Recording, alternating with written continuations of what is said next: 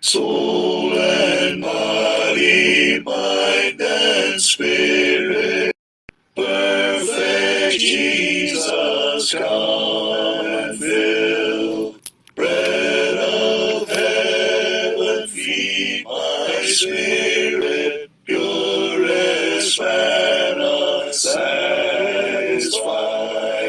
Ask a portion, bring abundance from the feast. Your words supply. Living water, wash my spirit, quench my thirst and still my strife.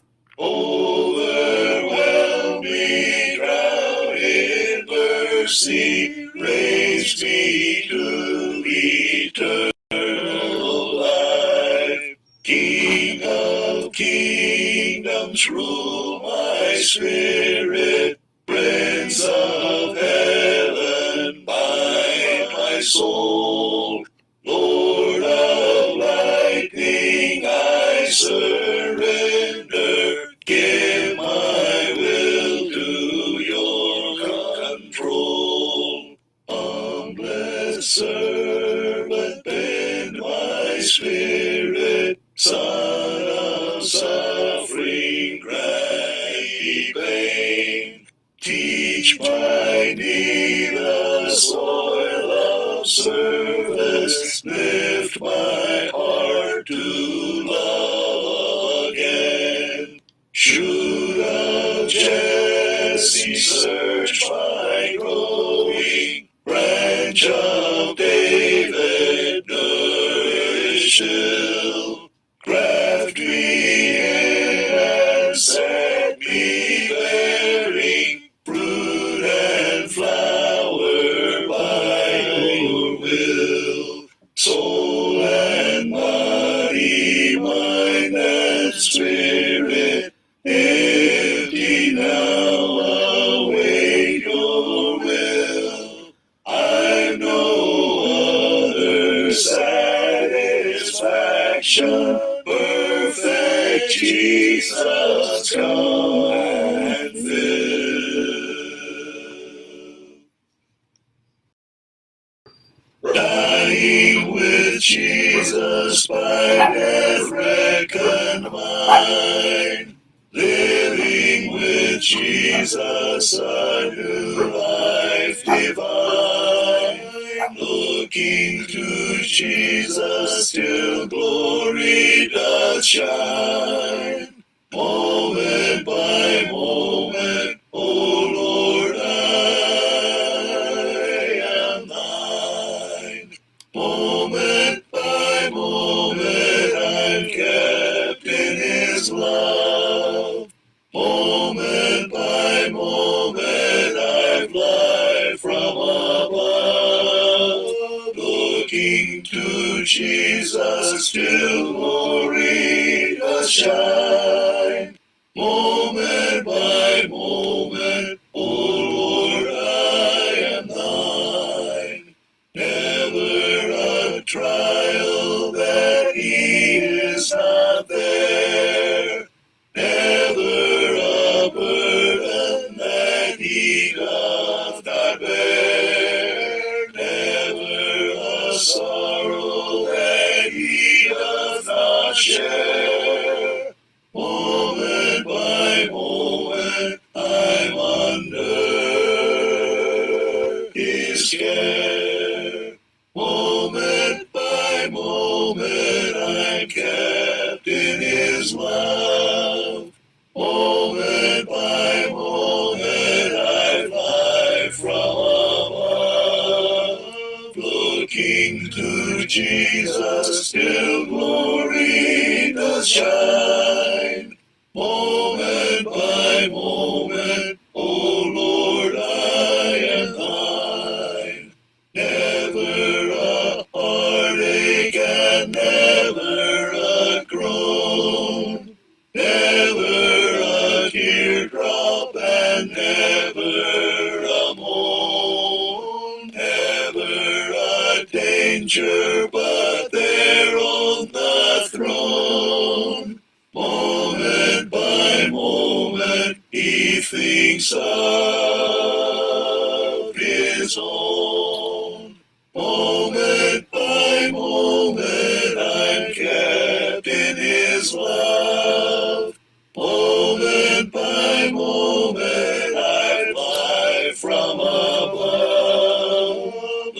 Looking to Jesus, till glory does shine. Moment by moment, O Lord, I am thine. Never a weakness that he doth not feel, never a sickness that he cannot heal. Moment by moment, in woe or in weal, Jesus, my Savior, abides with me still. Moment by moment, I'm kept in His love. Moment by moment, I fly from above. Looking to Jesus till glory does shine. Moment by moment, O Lord, I am thine.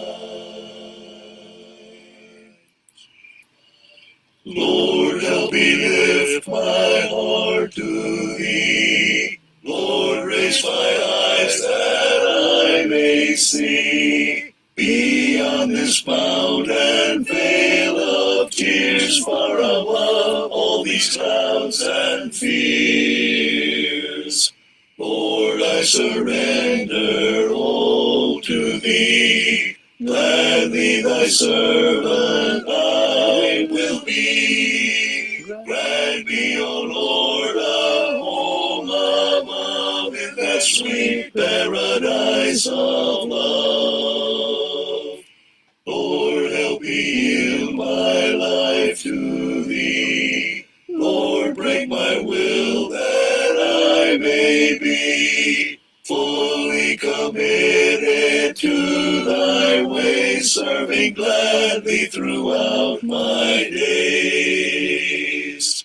Lord, I surrender all to Thee. Gladly Thy servant I will be. Grant me, O Lord, a home above in that sweet paradise of love. Lord, help me have a patient heart. Lord, grant me peace when far apart. From friends I love, with foes I stand. Help me wake and to understand. Lord, I surrender all to Thee. Gladly Thy servant I will be. Grant me, O Lord, a home above in that sweet paradise of love.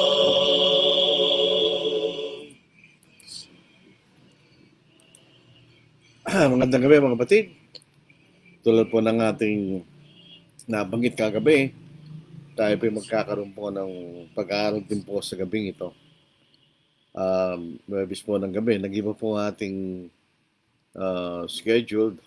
Monday sana, Wednesday, Friday. Kaya nga lang po ay dahil nagkaroon na po ngayon, nagkakaroon po kami ng bonding ng aking mga kapatid at yung mga pamilya sa CDC, nagkakaroon ng paglalakad, exercise. Kaya naging na-ship po sa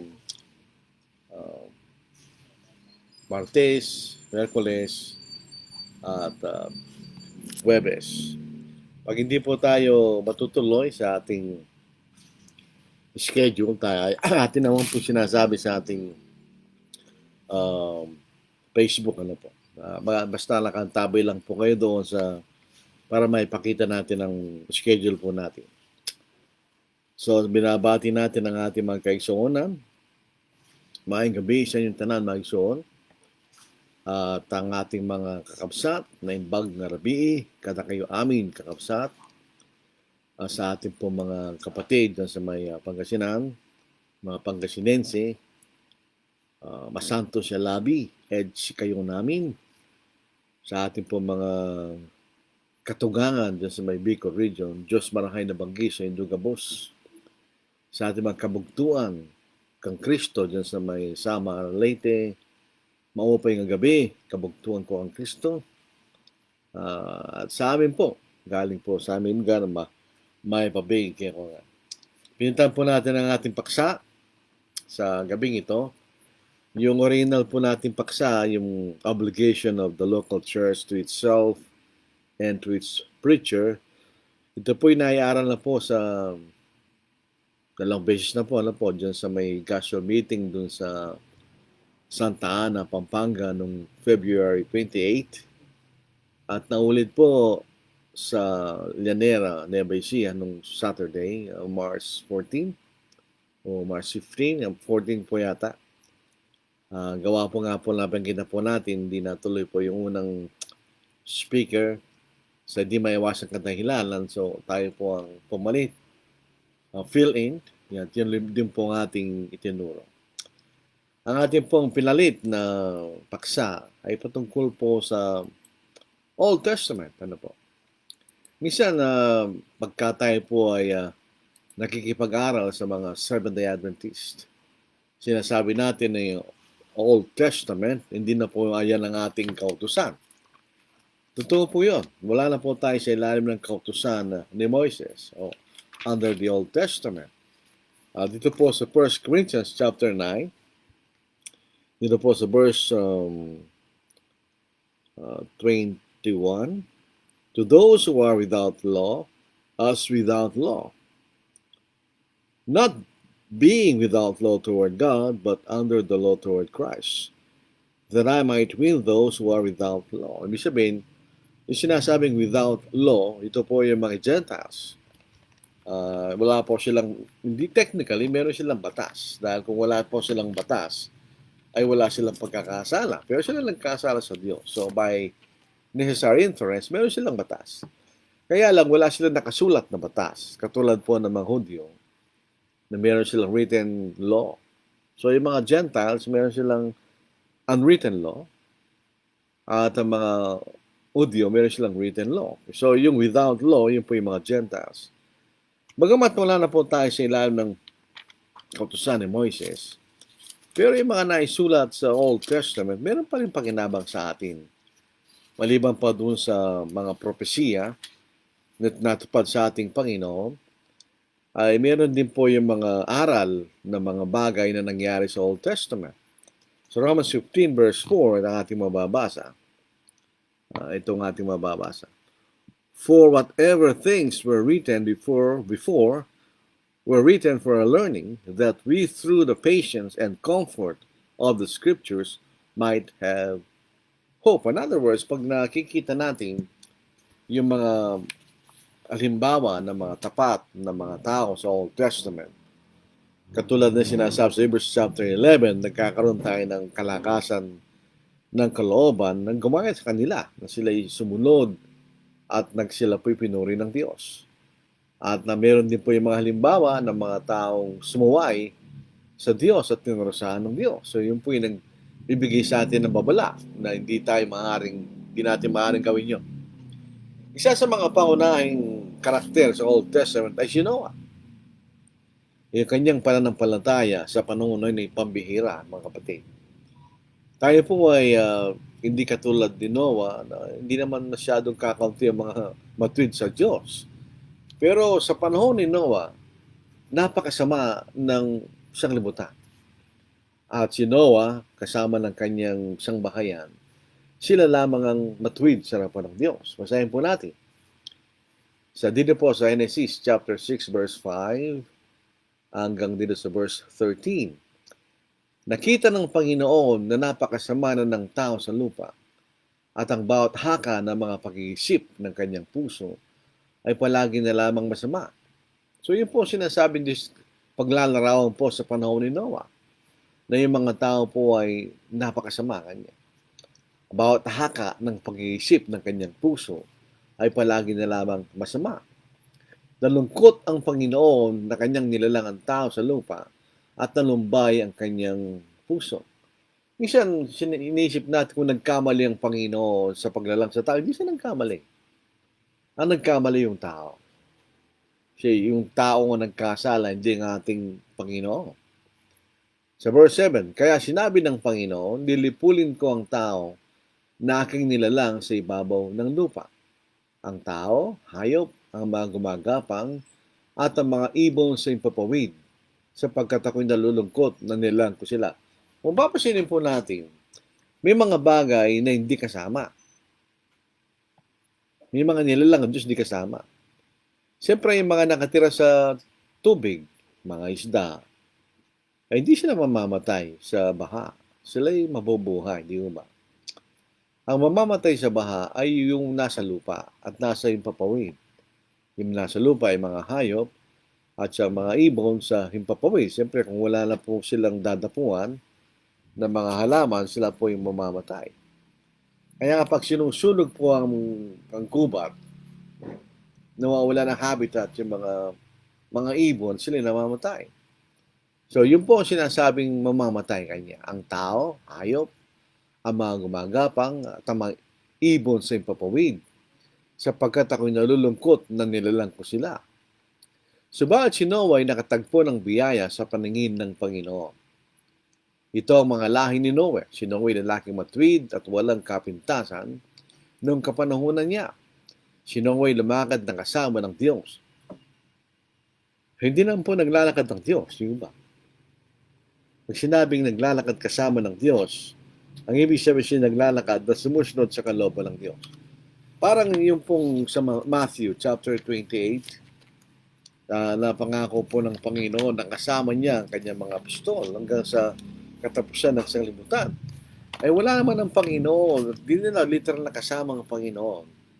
Dahil ang Panginoon po ay makit sa langit. Ang ibig lang niya sabihin, kung nagtuturo ang kanyang mga apostol at ang itinuturo ay yung kautusan ng Panginoon, kasama sila ng Panginoon. Ganon din pong sinasabi rito na si Noe lumakad ng kasama ng Diyos. Nagkanak si Noe ng 3 lalaki, sina Shem, Ham, at Japheth. At naging masamang daigdig sa harapan ng Diyos at ang lupa ay napuno ng karahasan. So yun po ang picture sa panahon ni Noah. Nakita ng Diyos na ang daigdigin naging masama sapagkat pinasama ng lahat ng taong kailang gawa sa lupa. At sinabi ng Diyos kay Noe, ipinasya ko ng wakasan ng lahat ng laman sapagkat ang lupa ay napuno ng karahasan nila. Ngayon sila'y aking lilipuling kasama ng lupa. Gawa ka ng isang daong, nayari ng kahoy na gopher, gawa ka ng mga silid sa daong at pahiran mo sila ng alkitran sa loob at sa labas. So ito po ang inutos ng Diyos kay Noe, mga kapatid. Gagawa siya ng daong para maligtas sila physically, pero lilipulin ng baha ang lahat ng laman sa lupa. Tandaan niya, sa lupa kanya. So yung mga nasa tubig, hindi sila mamamatay. Dito po natin magkakaroon po tayo ng pag-iisip na yung mga dinosaur na napakalaki, hindi sila nagkasya doon sa daong. Kasi sila namatay. Hindi po yung sinasabing nagkaroon ng meteor na dumapo sa lupa at pinatay ang lahat ng mga dinosaur. Pag gano'n ang theory, hindi lang dinosaur ang mamamatay. Halos lahat mamamatay pag bumagsang isang meteor na malaki sa lupa. So ito po ang context ng panahon ni Noe. Napakasama ng sanglibutan sa panahon niya. Bale, 8 lamang ang matuwid. Si Noe ang asawa niya. Ang 3 anak niya, pati ang kanyang 3 mga manugang na babae, sila lamang ang matuwid sa harapan ng Diyos. So, makikita po natin sa pagkakataon na ito sa panahon po ni Noe, ng pananampalataya ni Noe ay exemplary. Ibig sabihin ito ay kahanga-hanga na dapat nating tularan. Is an example of faith, a real faith. Kaya po ang kanyang pananampalataya ay tinatawag na exemplary. Ito yung makikita na sa Hebrews chapter 11 verse 7. Tandaan po natin Nang inutusan ng Diyos si Noe na gawa ng ark o daong, wala pang baha. At hindi siya gumawa ng daong sa malapit sa dagat. Siya gawa ng daong kung nasaan siya. Maring kung ano man po yung lugar ni Noe sa panahon na yun, gumawa siya ng daong doon. Kung tayo po ang inutusan ng Diyos na gawa ng daong na mula sa dagat, anong isipin sa atin ng tao? Bagamat hindi nakasulat yun sa Biblia. Pero isipin natin ang sinapit ni Noe habang ginagawa yung daong na yun na wala pang baha. Siguro pinagtatawanan siya ng mga tao sa paligid niya. Si Noe, kanya nasiraan na ng ulo. Gumagawa siya ng daong sa gitna ng lupa. Paano lulutang yan? Sabi nila, wala namang tubig. Pero ito yung ginawa ni Noe. Bagamat hindi pa dumating yung babalang baha ng Diyos. Lilipulin niya sa pamagitan ng baha. Katulad ng ating binasa sa Genesis chapter 6. Pero wala pang baha. Pagsahin po natin sa Hebrews chapter 11 verse 7. Sa pananampalataya si Noe o si Noah nang mabigyan ng Diyos ng babala tungkol sa mga bagay na hindi pa nakikita. Wala pang baha. Wala pang ulan. So sinabi lang sa kanya ng Diyos. Kung ulitin po natin, gugunawin ko kanyang ang mundo sa pamagitan ng isang baha. Alilipulin niya mga tao at ang mga hayop kanya, ang lahat ng gumagapang at ang lahat ng mga ibon sa impapawid. Wala pang baha at wala pang ulan. So sinabi ng Diyos at si Noah ay sumunod. Bagamat wala pa siyang nakikita doon sa babala ng Diyos. Ganon din po sa panahon natin. Tayo po inutusan ng Diyos na ligtas natin ang ating sarili sa pamamagitan ng Ebanghelyo, bagamat hindi pa natin nakikita yung impyerno. Pero yun ay babala. Hindi tayo makarating doon sa kaparusahan sa impyerno. Ito rin ay babala na pagkakaroon ng mabaha na nagugunaw sa buong sanglibutan. Ganyan. So, hindi pa niya nakikita yung baha. Wala pa siyang ulan na nakikita. Pero pinakinggan niya. Ay pinakinggan ng babala at gumawa ng isang daong para sa kaligtasan ng kanyang sangbahayan. Dito po, parang sinasabi, gumawa siya ng isang daong. Pero kung i-harmonize natin ng Biblia, ito'y utos ng Diyos. Kaya nga, sa pananampalataya. Ito'y galing sa salita ng Diyos na siya gawa ng isang daong. At ito'y siya kaliligtas ng kanyang sangbahayan. Physically speaking. Sa pamagitan nito'y natulan niya ang sanglibutan at siya naging tagapagmana ng katwiran ayon sa pananampalataya.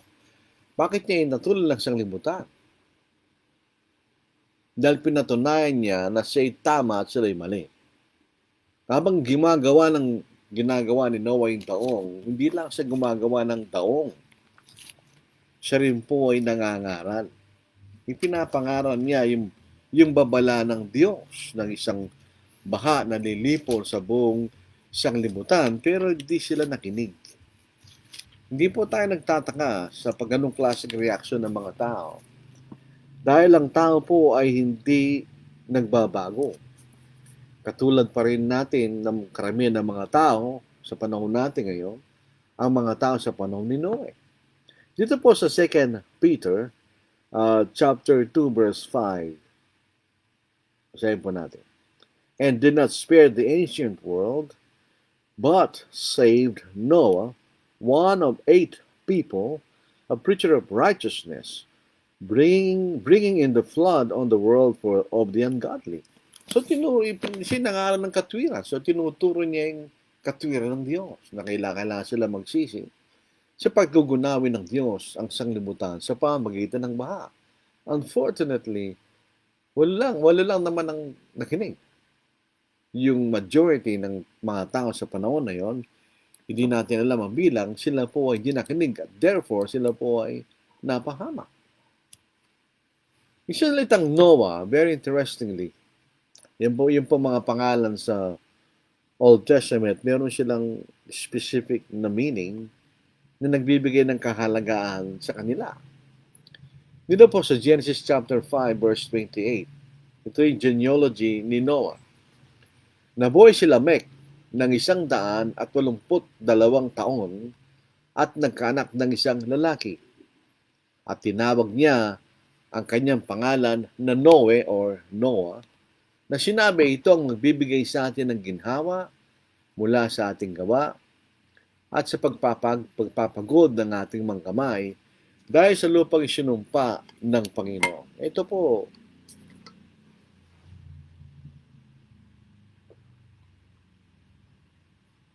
kaya po sa panahon natin ngayon, kung nagtatanim tayo, tumutubo. Dahil natanggal po yung sumpa sa lupa na binigay ng Diyos ng parusahan niya si Adam. Dito po, balik po tayo sa Genesis. Dito po sa chapter 3. Di ba sinumpa ng Diyos ang lupa? At ito ang ating mababasa. Sabi dito. Sa verse 17 ng Genesis chapter 3. Then to Adam he said, because you have heeded the voice of your wife. Ibig sabihin, dapat hindi siya nakinig sa asawa niya dahil mali yung desisyon ni Eva. Because you heeded the voice of your wife and have eaten from the tree of which I commanded you, saying, you should not eat of it. Cursed is the ground for your sake. In toil you shall eat of it all the days of your life. Both thorns and thistles it shall bring forth to you, and you shall eat the herb of the field. In the sweat of your face you shall eat bread till you return to the ground, for out of it you were taken, for dust you are, and to dust you shall return. Sabi niya, for the curse is the ground for your sake. Kanya. Noon, si Noe, natanggal po yung sumpa na yun sa lupa. Kaya, ang ibig sabihin ng pangalang Noah is to give comfort and rest. Yun po ang significance ng pangalan po ni Noah, ng ating mababasa. Ngayon po, ang pananampalataya ni Noah ay isang halimbawa sa atin. Kasama siya doon sa lahat ng mga tao sa Hebrews chapter 11 na naging tapat sa Diyos under the Old Testament. At ang mga taong ito ay saksi na sila naging saksi para sa atin. Dito sa Hebrews chapter 12, verse 1 to verse 2. Kaya't yamang napapalibutan tayo ng gayong kakapal na bilang ng mga saksi. Ito yung mga naging tapat sa Hebrews chapter 11. Itabi natin ang bawat bigat at ang pagkakasalang madaling bumibihag sa atin at tumakbo tayo may pagtitiis sa takbuhing nilagay sa harapan natin. Ito po ay isang, para sa akin, opinion, ito isang evidence ng nagsulat ng Hebreo si Pablo sa kanyang sulat sa Corinto. Ginagamit yung takbuhin. Doon sa 2 Timothy chapter 4 verse 7, I've finished the race. Ginagamit rin yung takbuhin. Ganyan. Ang ating buhay po inahalin tulad sa isang long distance run. Sa mahabang takbuhin hanggang sa araw ng ating kamatayan. Ganyan. Sinasabi ni Pablo, ng sumunod sa Hebreo, na katulad ng mga tapat sa Old Testament, yun ang kailang ginawa kanya. Sinasabi, itabi natin ang bawat pabigat. Yung sinasabing pabigat dito, hindi po kasalanan ang ibig sabihin. Ang mga pabigat rito ay mga bagay na hindi naman kasalanan sa kailang sarili. Pero kapag ito ang ating binibigyan ng pansin na talaga at kinakalimutan natin ng ating obligasyon sa Diyos, ito yung nagiging pabigat. Maraming bagay. Kung tayo po ay nagsusumikap masyado sa kayamanan, nawawalan tayo ng panahon sa Diyos. Sa ating trabaho, nawawalan tayo ng panahon sa Diyos, etc. Yun po ay pabigat. They are not necessarily sinful in themselves. Pero kung binibigyan natin na masyadong pansin na talaga na nawawala ang ating panahon sa Diyos, yun ay pabigat. At ang pagkakasala madaling bumibitag sa atin. Ito magiging hadlang sa ating pagtakbo. Pagka pinapansin po natin sa Olympics o kaya sa marathon, makikita natin tumatakbo yung matataas na payat. Magaan.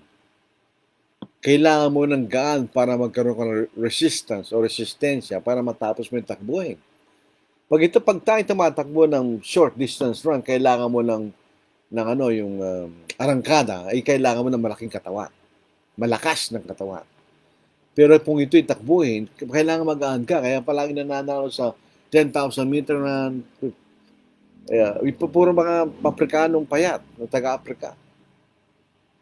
Kaya yun ang larawan sa atin. Ang taong tapat. Katulad ni Noe at mga tao sa Hebrews chapter 11. Inaalis ang pabigat ng mga kasalanan kanya. Pagmasdan natin si Jesus, na siya nagtatag at nagpasakdal ng ating pananampalataya. Anong pagmamasdan natin sa Kanya? Ang Kanyang katapatan at pagsunod sa Kanyang Ama. Siya naging masunod hanggang sa kamatayan sa krus. Na dahil sa kagalakan inilagay sa Kanyang harapan. Yung kagalakan, hindi ibig sabihin na hindi siya naghirap. Hindi ibig sabihin na hindi siya nagtiis. Kung titignan na sa Matthew chapter 26, sabi niya sa Kanyang Ama, kung maaari simang kopang ito, ngunit hindi siya ang kalooban, kundi siya ang kalooban. Pero siya may kagalakan gawin niya yun. Dahil alam niya yung tanging paraan para tayo maligtas Kanya. Hinalagay sa Kanyang harapan ay tiniis niya ang krus. Hindi alintanang kahihiyan na sinabilang sa mga makasalanan. Ang crucifixion ay death penalty. So, huwag kayo ma-death penalty, wala ka namang kasalanan. At siya mo po sa kanan ng trono ng Diyos. Siya ginantimpalaan ng Diyos at ibinigay sa kanya lahat ng kapamahalaan. So, kung gagawin po natin yan, katulad ng ginawa ni Noe, tayo po ibibigyan ng gantimpala ng Diyos sa atin. Ang si Noe, siya'y may dakilang pananampalataya na siyang sanglibutan na punong-puno ng kawalan ng pananampalataya. In fact, ito'y sanglibutan na punong-puno ng kasalanan.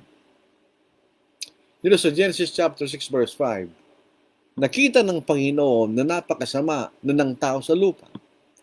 At ang bawat haka ng mga pag-iisip ng kanyang puso ay palagi na lamang masama.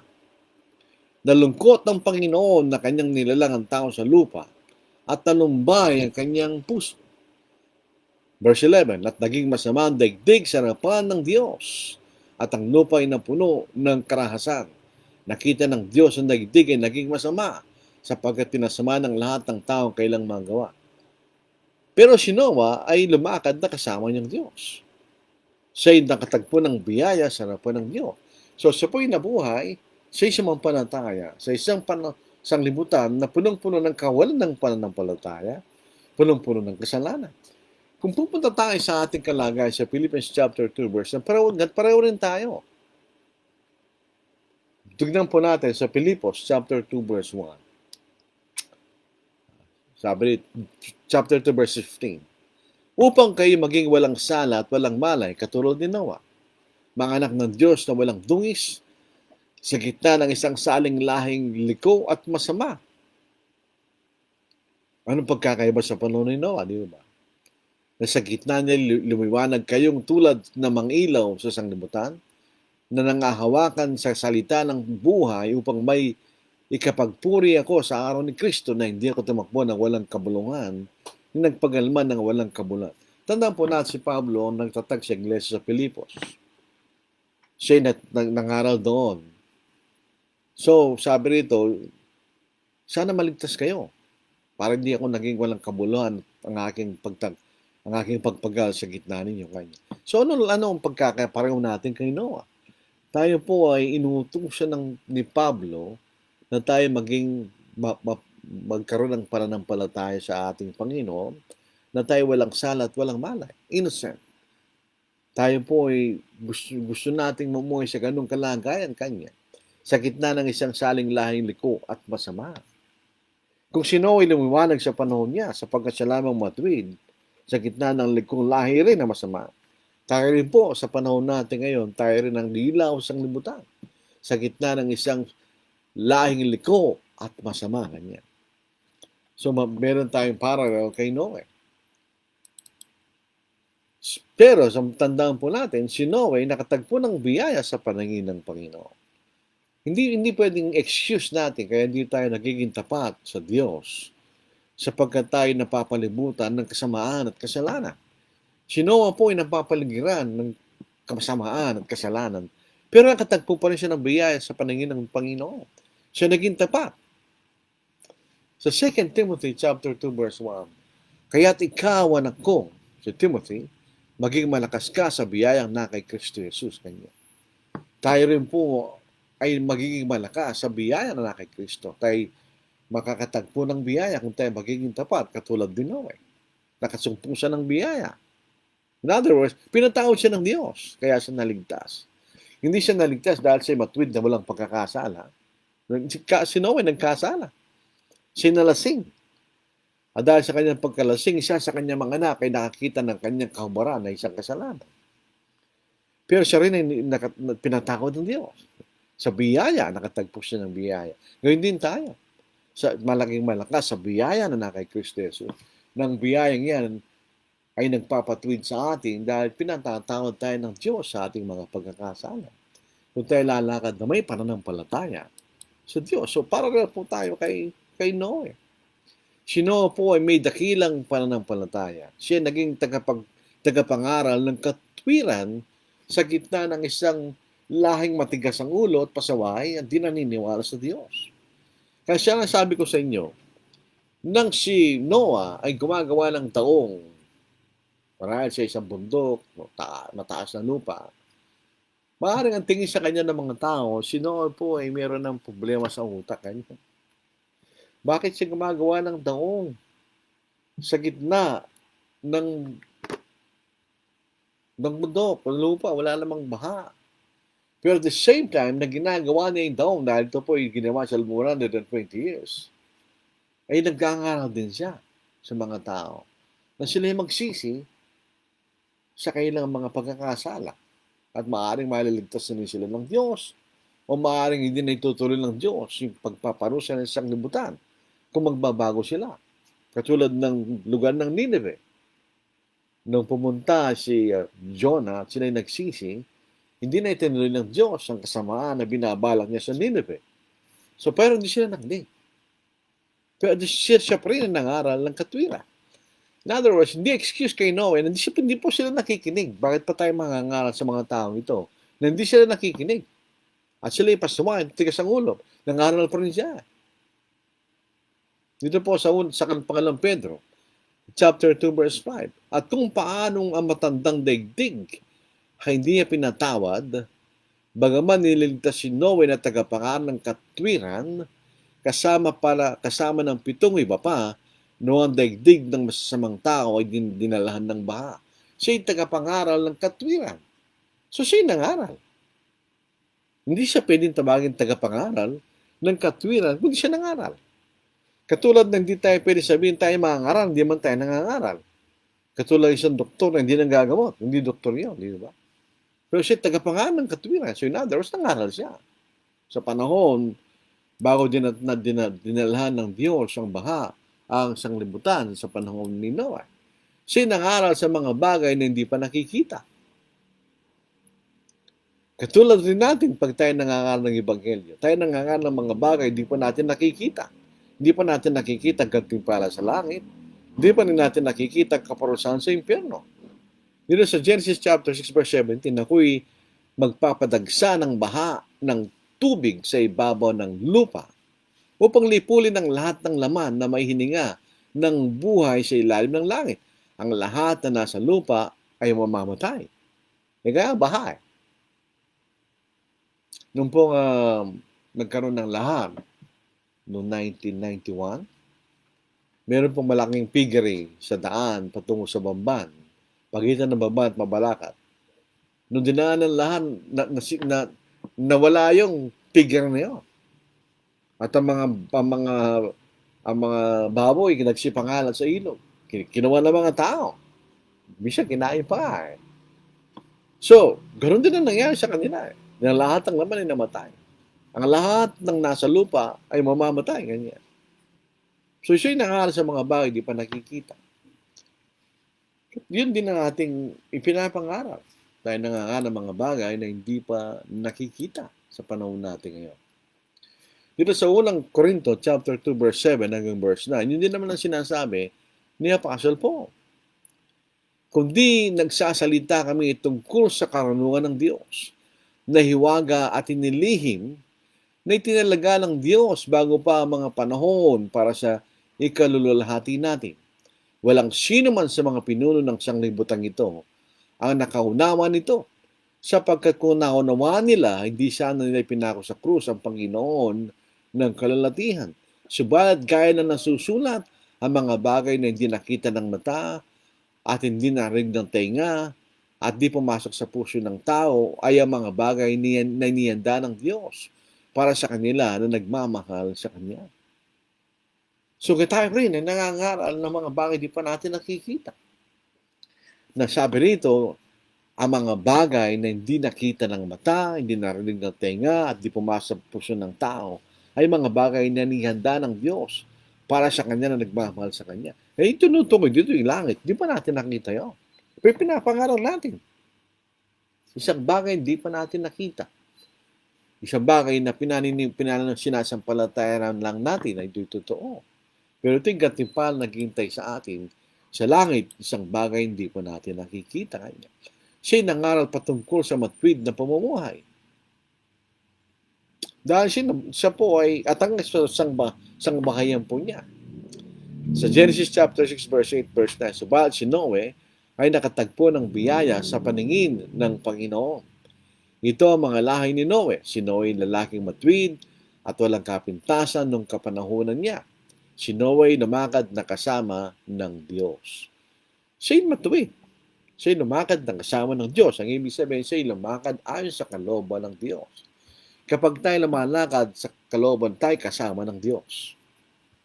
Hindi naman siya naglakad na kasama niyang Diyos literally. Hindi naman naglalakad ng Diyos. Di ba? Ang Diyos ay nasa langit.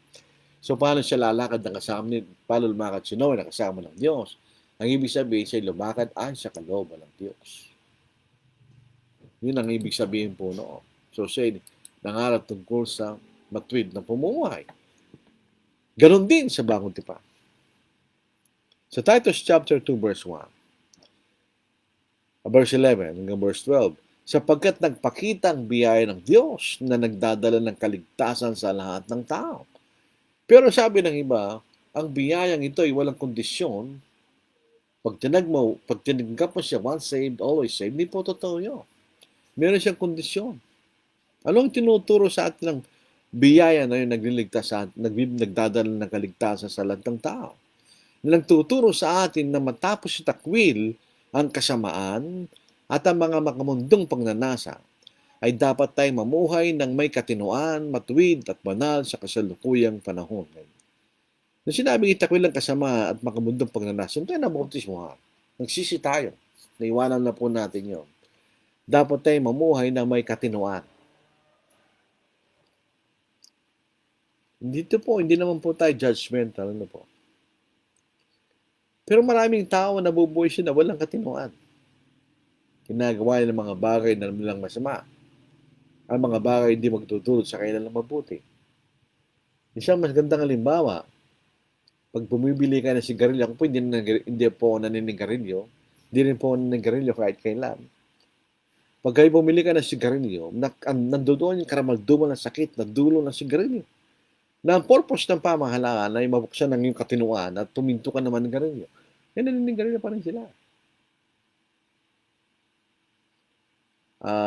Yung panginginom ng alak na wala namang idudulot ng mabuti. Pero umiinom pa rin sila ng alak. Yung mga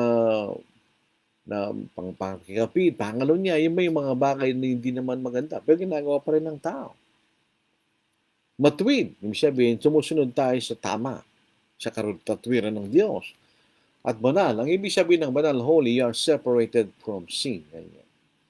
Kaya nga po ang Diyos ay banal. God is holy because He's absolutely separated from sin. Hindi siya nagkakasala sa kasalukuyang panahon. So, sino ay nangaral patungkol sa matuwid na pamumuhay, tayo rin. Naipangaral sa atin ang tungkol sa matuwid na pamumuhay. Walang pagkakaiba. Kailangan nating ipangaral ang salita ng Diyos katulad ni Noe na ipinangaral niya ang katuwiran sa panahon niya. Kung tayo po yung mangangaral, ito ang ating responsibility. Hindi po tayo binibigyan ng karapatan na mamuhay ayon sa Ebanghelyo na wala tayong ginagawa. Sa 2 Timothy chapter 4 verse 2, ipangaral mong salita, magsikap ka sa kapanahunan at sa di kapanahunan. Alam po niyo yung salitang kapanahunan, di kapanahunan, dito tumutukoy kung tag-araw, tagulan, winter, spring, summer, or fall, hindi po. Ang kapanahunan ay kapag katulad po ng namumunga sa kapanahunang punong-puno ng bunga.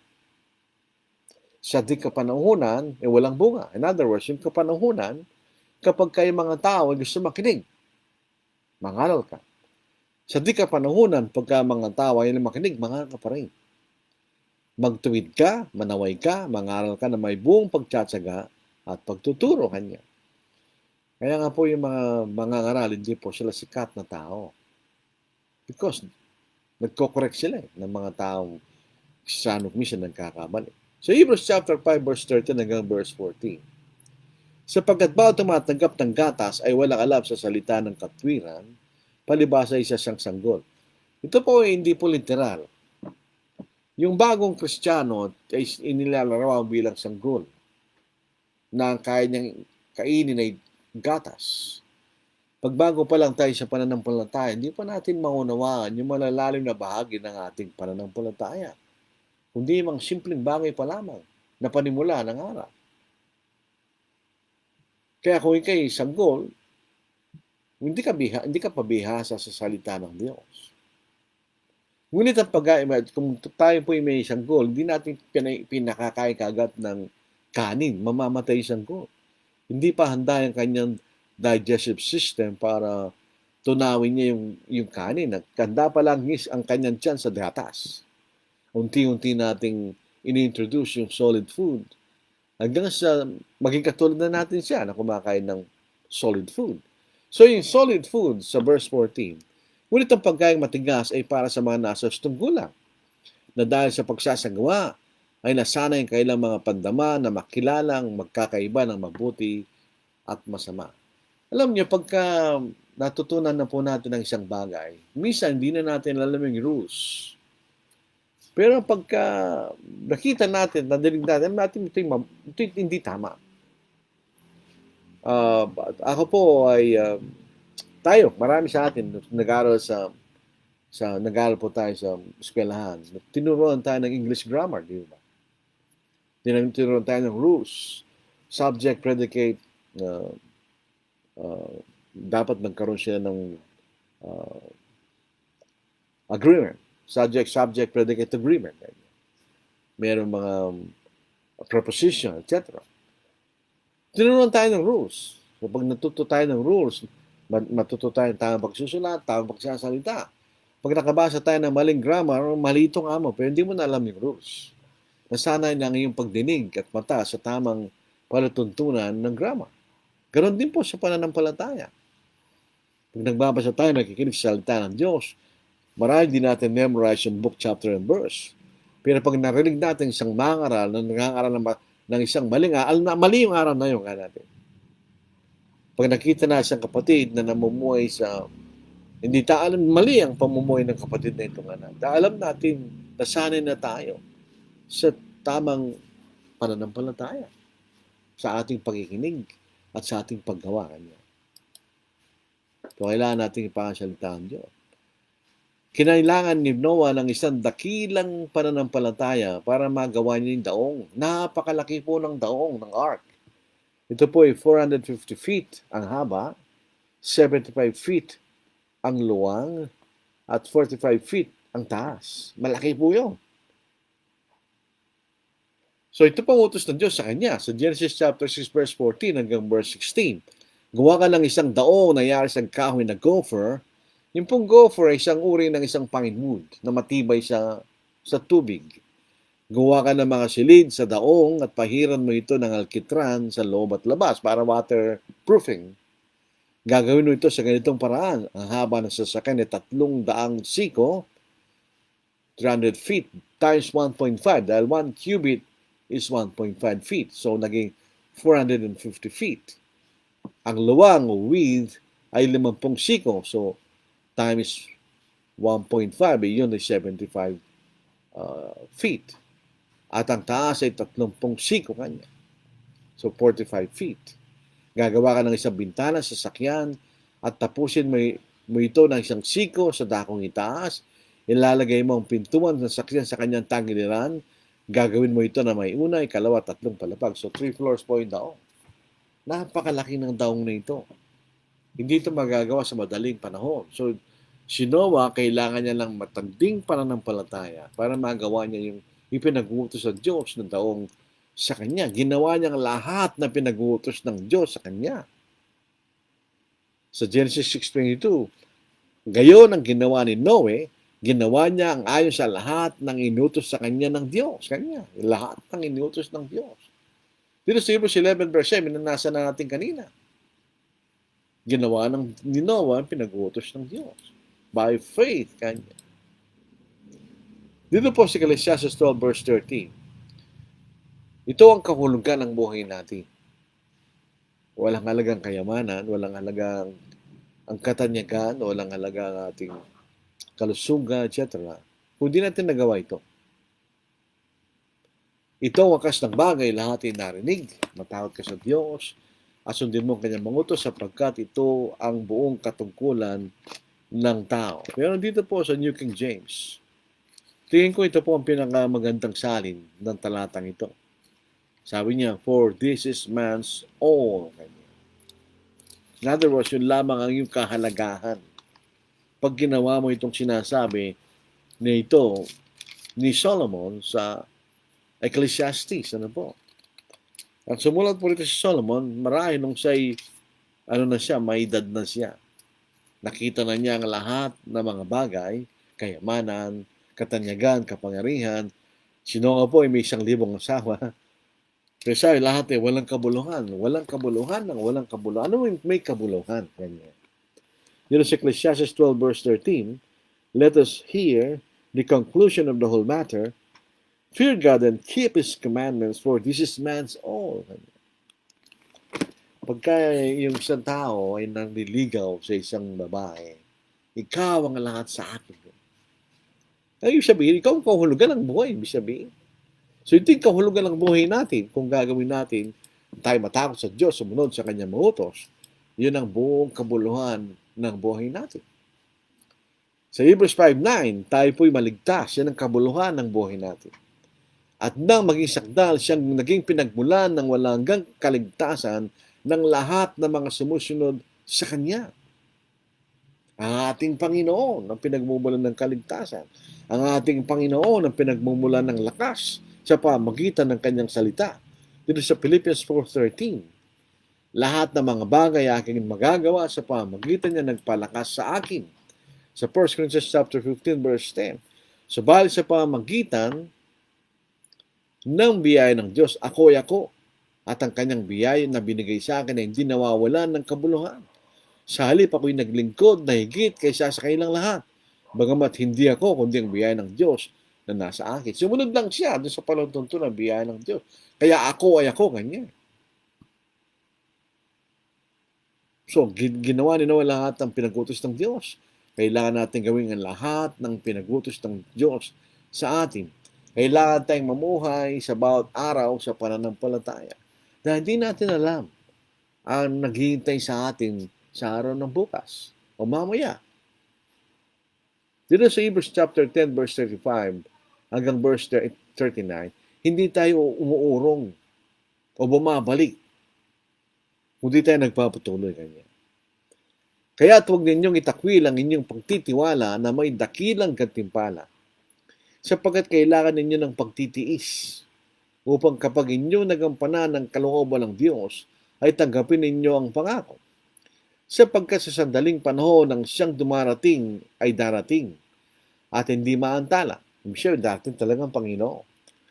Ngunit ang aking matuwid na lingkod ay mabubuhay sa pananampalataya ayon sa salita ng Diyos.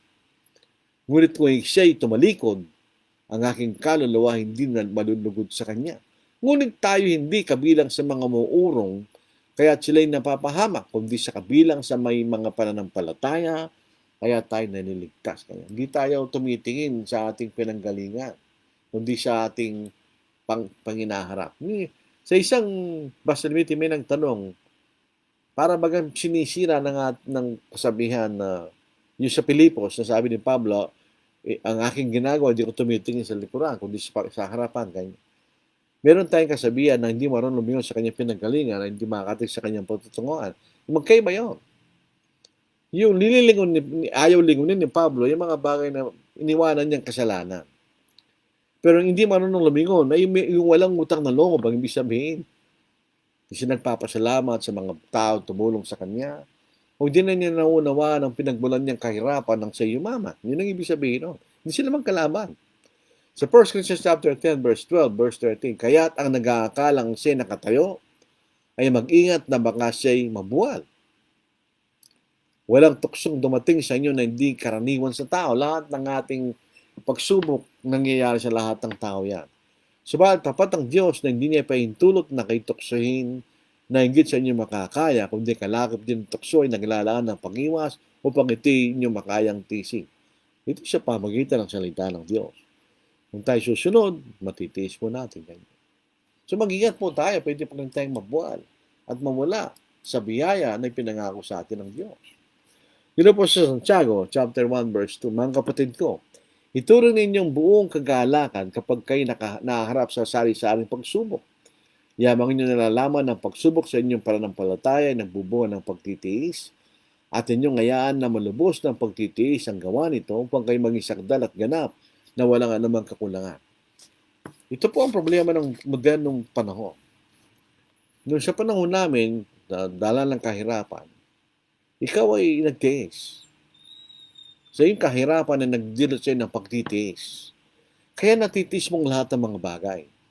Sa mga panahon natin ngayon, hindi na natutunan, hindi na nakita ng mga kabataan ng kahirapan, kaya hindi sila marunong magtiis. Napakahina nila sa mga pagsubok.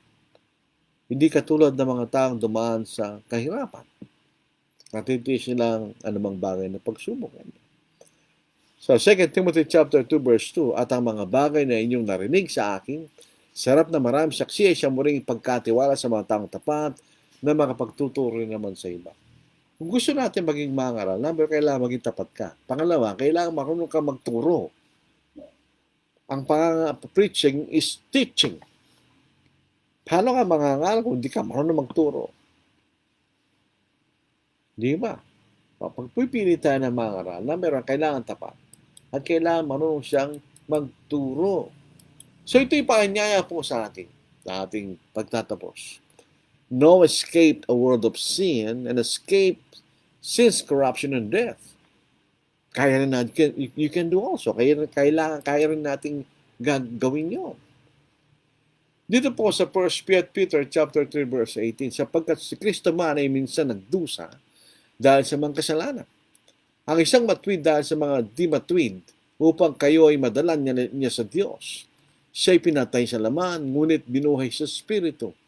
Sa gayon din, siya'y pumuntat ng aral sa mga Espiritong nasa bilangguan, na noon ay mga sawid lang ang Diyos ay matyagang naghintay noong mga araw ni Noe.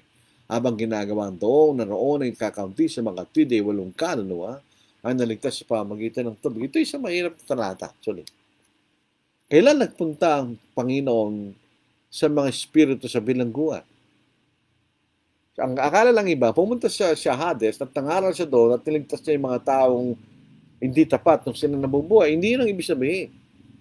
Si Kristo ay pumunta sa kanila sa pamagitan ni Noe, sa kanyang pangangaral ng panahon na ginagawa yung taong 21, at ang bautismo na siyang kalaraman nito, ay tuloy po na sa verse 20, na noon ay mga sawail lang ang Diyos ay matyagang naghintay ng mga araw ni Noe, habang ginagawa ang taong na noon ay kakaunti sa mga twid ay 8 kaluluwa ang naligtas sa pamagitan ng tubig. Teka muna, di ba nabasa natin na ginawa ang daong para sa kaliligtas ng sambahayan ni Noe? So yung daong nagligtas sa kanilang buhay. Ano ang niligtas ng tubig? Niligtas sila ng tubig spiritually dahil pinantay ng Diyos ang lahat ng mga makasalanan upang si Noe at ang kanyang sangbahayan ay mamuhay sa katwiran. Yun ang kalarawan ng bautismo ngayon. At ang bautismo, na siyang kalarawan nito ang nagliligtas sa inyo ngayon. Sabi ng mga Baptist, hindi raw baptism doesn't save. Ano sinasabi ng talatang ito? Anong paniniwala na yung mga Baptist o yung totoo? Ang sinasabi ng katotohanan at ang bautismo at siyang kalarawan nito ang nagliligtas o di nagliligtas. Ang sabi ni Pedro, ang nagliligtas sa inyo ngayon, hindi siya pag-aalis ng karamihan ng laman, kundi bilang panghiling sa Diyos ng isang malinis na budhi sa pamamagitan ng muling pagkabuhay ni Jesucristo. Paghiling sa Diyos ng isang malinis na budhi. Ang malinis na budhi ay budhi na walang kasalanan. Pag nagkasala tayo, we have a guilty conscience. Pag malinis na budhi, nililis sa ating mga kasalanan. Nung tayo na bautismuhan, nililis ng dugo ni Kristo sa pamamagitan ng kanyang pagkabuhay na maguli. Like Noah, you can be saved through faith. Hebrews 11:6 verse 7. At kung walang pananampalataya, ay hindi maaaring kalugdan ng Diyos. Sapagkat ang sino mga lumalapit sa Kanya ay dapat sumampalataya may Diyos at siya ang tagapagbigay gantimpala sa mga masinggasig na umahanap sa Kanya. Sa pananampalataya si Noe na mabigyan ng Diyos ng babala tungkol sa mga bagay na hindi pa nakikita, ay pinakinggan ng babala at gawa ng isang daong para sa kaligtasan ng kanyang sangbahayan. Sa pamamagitan nito ay natulan niyang siyang libutan at siya naging tagapagman ng katwiran ayon sa pananampalataya. Siya naligtas sa pananampalataya. Sa panong paraan na si Kristo ay namatay sa krus, kasama si Noe sa mga naligtas. Sa Hebrews chapter 9 verse 15, ang kamatayan ni Kristo hindi lamang magliligtas sa atin at sa mga taong sa panghinaharap na susunod sa kanyang ebanghelyo, kundi rin sa mga tao naging tapat sa ilalim ng Old Testament. Basahin po natin. Sa Hebrews chapter 9, verse 15, ito ang ating mababasa, mga kapatid. Dinudukot lang po natin sa ating Biblia. 9:15. Malapit na. Ito na po. Ito. And for this reason, he is the mediator of a new covenant by means of death, for the redemption of the transgressions under the first covenant, that those who are called may receive the promise of eternal inheritance. So, kung gusto nating maligtas, sabi ng Panginoon, sumasampalataya at mabautismuhan ay maliligtas. Tatapat hindi sumasampalataya ay parusahan. Nung mga si Apostle Peter kasama ng 11 sa araw ng Pentecost sa Jerusalem, ang sabi niya, magsisi kayo at ang baptizo sa inyo magpabautiso sa pangalan sa Kristo sa pagpapatawad ng mga kasalanan at tatanggapin niyo ang kaloob ng Espiritu Santo. So ito'y paanyaya. Sino ay naligtas sa pananampalataya? Tayo rin maaari maligtas sa pamagitan ng pananampalataya. Ito po ang ating mensahe sa gabing ito. Maraming salamat po sa inyong matyagang pakikinig. Tayo po pumunta na po sa mga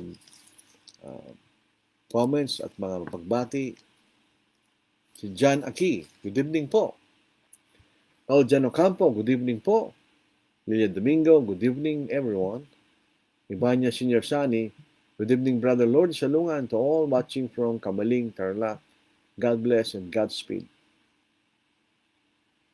Leonito Torreliza, na imbang garabi kada kay amin kakabsat. Ulukano po yung bisay, magandang gabi sa inyong lahat mga kapatid.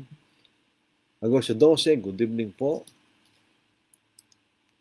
Jillian Le, good evening. Rahim Arguelles, good evening po sa lahat. At si Brother Lordy, Lito Lacanlale, good evening po.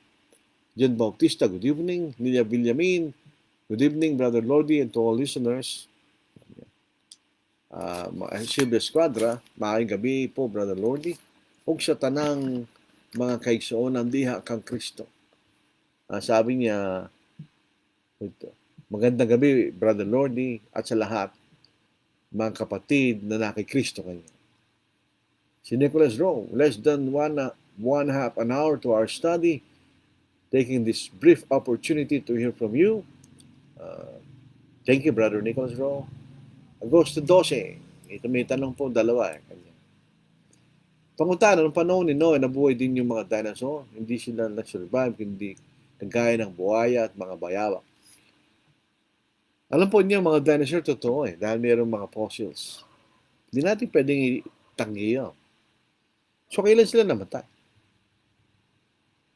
Tandaan po ninyo sa Biblia, mayroong malalaking mga hayop na nilalang ang Diyos. Doon po sa Job, mayroong tinatawag Leviathan. Hanapin po natin talata, ano po? Yung Leviathan, ganyan. Nang ibig sabihin ay malaking hayop, ganyan. Leviathan. Tingnan ninyo. Dito po sa Psalm, sabi dito, Job 41, ganyan. Yun po yung Leviathan. At dito po sa Psalm 104, verse 26, basahin natin na po. Ito po, pag-aaral lang po ito. Psalm 104, verse 26.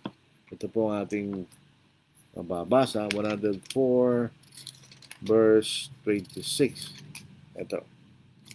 Basahin natin. Sabi na, there the ship sail about, there's that Leviathan, which you have made to play there. And ito salitang Leviathan, tingnan po natin ang verse 26, a large sea creature of unknown identity. So, maaaring ito isang uri ng dinosaur, di ba? Tingnan po natin ang Isaiah, chapter 27, verse 1. Sayin po natin. So, marami sila namatay kasi karamihan po ng dinosaur ay nabubuhay sa lupa. At kung natabunan po ang lupa, hanggang sa pinakamataas sa bundok, o yung Mount Everest, tabunan, mamamatay lahat yung nasa lupa, di ba? Dito po sa Isaiah 27, verse 1, in that day, the Lord with his severe sword, great and strong, will punish Leviathan, the fleeing serpent, Leviathan, the twisted serpent, and he will slay the reptile that is in the sea. So ito isang reptile na malaki. So merong dinosaur, di ba?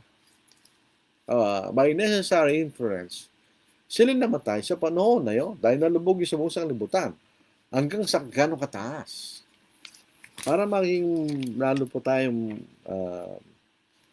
ma-convince ayon po sa sinasabi ng Bible, ito po yung napakataas. Ito yung umabot hanggang sa pinakamataas na bundok niya. So yun po ang taas nitong baha na ito. Kasi ang nangyari dito, yung pong tubig sa taas, tapos yung bukal sa lupa, nagsama. So bumalik lang po tayo dun sa araw na tingnan po ninyo, basahin natin sa Genesis chapter 7, verse 17 hanggang verse 19. Now the flood was on the earth 40 days. The waters increased and lifted up the ark and rose high above the earth. The waters prevailed and greatly increased on the earth, and the ark moved about on the surface of the waters. And the waters prevailed exceedingly on the earth, and all the high hills under the whole heaven were covered. Yung hills ay isang bundok. So, yung pinakamataas sa bundok ay lumubog din. So, paano mabubuhay yung dinosaur? Hindi ba, mga kapatid? Tungkol po kay Jonah, maaari kayang nilamon siya ng malaking isda ay in 3 days and 3 nights. Naglakbay isda down to Red Sea, then to Persian Gulf, and then up to Tigris River to Nineveh. At nakita mga tao nung sinuka siya ng isda. Wala po tayong mababasang gano'n. Hindi natin alam. Siya niluwa ng malaking isda sa dagat at siya pumunta sa Nineveh. Naglakad si Jonah sa Nineveh. Nasa Biblia po, tingnan natin. Wala po tayong mababasa doon sa ruta na yon na pumunta sa Persian Gulf, etc., Tigris River. Wala po tayong mababasa. So, tingnan po natin si Jonah. Ano po? Kasi ang pinakamaganda po dyan ay examinin po natin ang salita ng Diyos at basahin natin mismo. Para hindi po tayo nanguhula at natututo po tayo. Ito yung pag-aaral po natin para tayo po ay matuto, di ba? So, let's study Tingnan natin si Jonah. Ano ba nangyari kay Jonah? Si Jonah matigas ang ulo. Dahil meron siyang prejudice laban sa mga Gentiles, ayaw niya pumunta roon. So siya pumunta sa ibang lugar. At siya po ay iniulog sa dagat, sabi rito, at kinain ng malaking isda.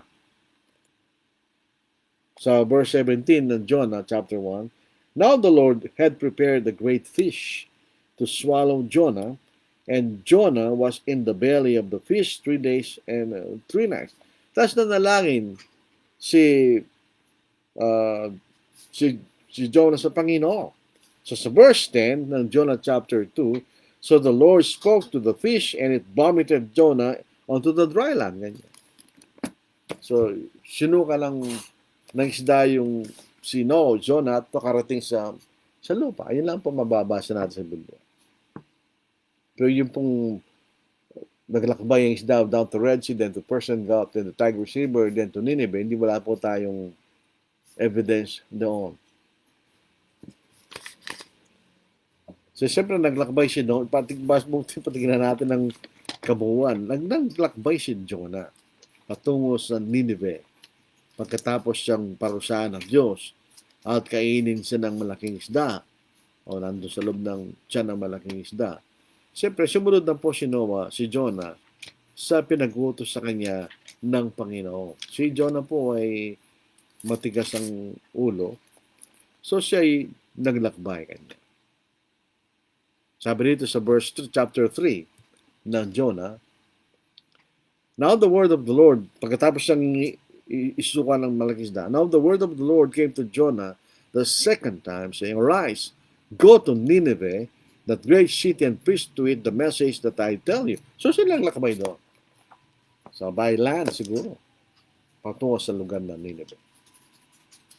Benjamin Zambrano, na magarabi, kadatayo, amen, kakapsat, good evening, Brother Lord. Sabi niya, na magandang gabi sa ating lahat, namang kapatid.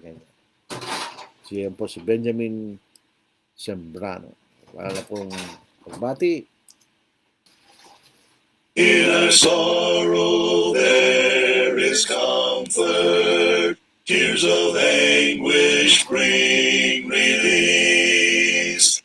Though we grieve, our hopes are strengthened. In our loss, Lord, we find His peace. Another race is finished, a burden is laid down, the gate of heaven opens to the Son. How precious in your sight, O Lord, is the death of a godly one. From our birth our days are numbered, though we flourish soon we die. But with this our hope to waken face to face with the risen Christ. Another race is finished, a burden is laid down, the gate of heaven opens to the Son. How precious in your sight, O Lord, is the death of a godly one. Life's seat so burdened with sin and distress, I heard a sweet voice saying, Make me your choice, and I entered the haven of rest. I've anchored my soul in the haven of rest. I'll sail the wide seas no more. The tempest may sweep o'er the wild stormy deep. In Jesus I'm safe evermore. I yielded myself to His tender embrace, and faith taking hold of the word.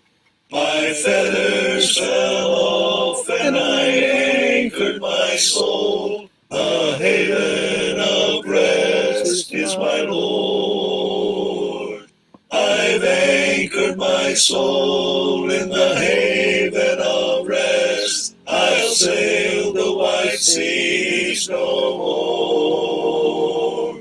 The tempest may sweep o'er the wild stormy deep. In Jesus I'm safe evermore. The song of my soul since the Lord made me whole has been the old story so blessed of Jesus who'll save whosoever will have a home in the haven of rest. I've anchored my soul in the haven of rest. I'll sail the wide seas no more. The tempest may sweep o'er the wild stormy deep. In Jesus I'm safe evermore. How precious the thought that we all may recline like John the beloved and blessed on Jesus' strong arm where no tempest can harm, secure in the haven of rest. I've anchored my soul in the haven of rest. I'll sail the wide seas no more. The tempest may sweep o'er the wild stormy deep. In Jesus I'm safe evermore. The haven of rest. Una po namin narinig yung haven of rest kay nasirang Brother Balaling. Ano po? The haven of rest. Si Johnson Ramil. Good evening mga kapsan from Ballesteros, Cagayan. Ito po ay nasa northern part ng Cagayan. Ano po? So maraming salamat po sa inyong matyagang pakikinig po sa ating Facebook Live. Wala na po tayo bukas ng gabi. Sa susunod naman po linggo. Tingnan po natin yung petsa ano po ng susunod na Martes. March 2024 ano po ang susunod nating Facebook Live. April 2 po. Inaanyahan po namin kayo sa Angeles City, Southside Church of Christ. Doon po sa Bocado Road, Trinidad Village, Angeles City. Magkakaroon po tayo ng gospel meeting. Ang tema po ay Back to Basics.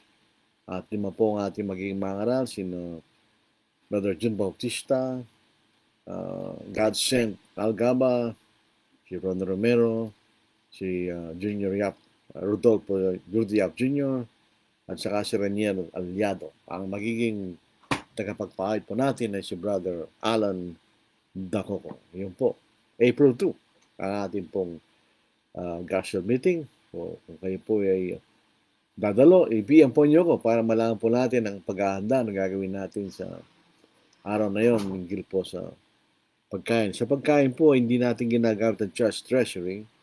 Ito'y galing po sa mga individual na pera ng mga kapatid. Sa maraming salamat po, tayo manalangin. Ang mabanal, muli, kami po ay nagagalak at nagpapasalamat sa maikling panahon na ibinigay sa amin na kami maglingkod sa pamamagitan ng iyong salita.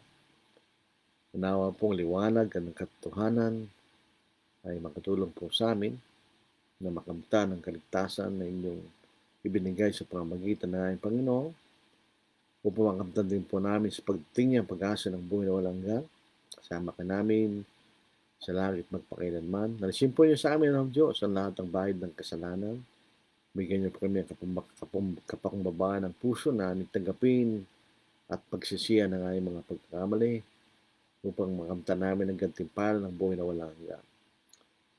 Iyanadalayan po namin ang lahat ng pagsisikap na marating ang mga kaluluwa na wala pa sa inyong kaharian na mabuksan ang kanilang mga puso, tanggapin nila kung ano ang katotohanan na inyong itinuturo sa inyong mga salita.